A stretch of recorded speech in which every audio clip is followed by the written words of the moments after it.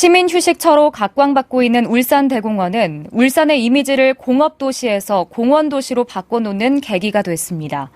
오늘 스토리텔링 뉴스에서는 지금의 울산대공원이 생겨나게 된 유래에 대해 알아봅니다. 김규태 기자입니다. 잿빛 도심 한가운데 녹색 생명의 공간이 탄생했습니다. 지난 97년 10월에 첫 삽을 뜬 울산대공원이 5년 만에 마침내 완공됐습니다. 자연과 조화를 이루는 건강한 도심공원을 조성함으로써 울산은 생태적으로 또한 환경적으로 가장 건강한 도시로 발돋움하리라 생각합니다. 공해도시와 삶의 질이 열악한 도시로 상징되던 울산에 처음으로 공원 같은 공원이 탄생하는 순간입니다. 1913년에 생긴 학성공원이 유일할 정도로 공원이란 말조차 생소했던 울산에 대공원 조성이 추진되기 시작한 건 30년 전. 1987년 울산시는 지금의 울산대공원 부지에 공원 건립을 고시하고 2001년까지 900억 원을 투입해 동물원과 식물원 등을 갖춘 대공원을 만들기로 합니다. 하지만 재정 부족으로 1995년 공정률 25%에서 멈춰서며 시민들의 수건 사업은 물 건너 가는 듯 했습니다. 하지만 지역 기업의 통큰 기부가 꺼져가는 불씨를 되살렸습니다.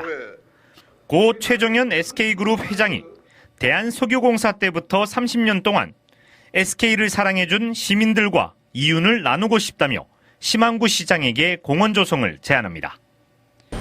이후 SK는 연간 100억 원, 10년 동안 모두 1,000억 원을 들여 울산대공원을 조성해 울산시에 기부하기로 약속합니다. 당시 연간 수익의 절반 정도를 공원 조성 비용으로 기부하는 파격적인 결정이었습니다. 대한민국 산업의 중심지고 원동력인데 또 대부분의 근로자들이 교대 근무를 하고 있지 않습니까? 현장에서 땀 흘려서 대한민국의 오늘을 만든 이런 수많은 울산 시민들이 휴식할 수 있는 공간이 없지 않느냐. 당시 야구장이나 놀이공원 등을 조성해달라는 요청도 있었지만 SK는 끝까지 대공원 조성을 추진합니다. 휴식 공간으로는 충분하지 않느냐. 2차는 좀 더 다이나믹하고 또 시에 필요한 체육시설, 때로는 위락시설도 필요하지 않느냐는 의견도 일부 있었습니다. 그런데 이제 어차피 저희가 처음부터 가졌던 기본 컨셉이 휴식 공간이었고, 이렇게 조성된 울산대공원은 기업과 지역이 상생하는 대표적인 성공 모델로 자리매김합니다.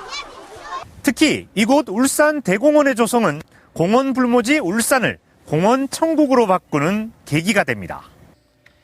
실제 2004년만 해도 울산 시민 1인당 공원 조성 면적은 2.7제곱미터로 전국 7대 도시 중 꼴찌였지만 10년 만에 전국 평균의 2배인 16.1제곱미터까지 늘어나며 전국 최고 수준으로 올라섭니다. 2006년 장미원과 동물원 등을 갖춘 2차 시설까지 개장하면서 울산대공원은 명실상부한 국내 최고의 도심 속 공원, 모두가 부러워하는 공원이 됩니다. 국내 최대 장미축제와 비축제 등으로 명성을 얻고 있는 울산대공원은 해마다 제야의 종소리를 들을 수 있는 명소로 거듭나는 등 끊임없이 진화하고 있습니다.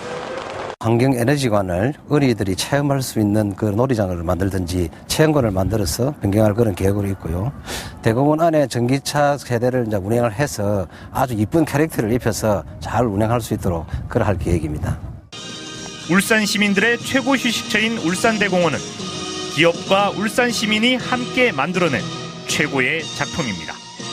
UBC 뉴스 김규태입니다.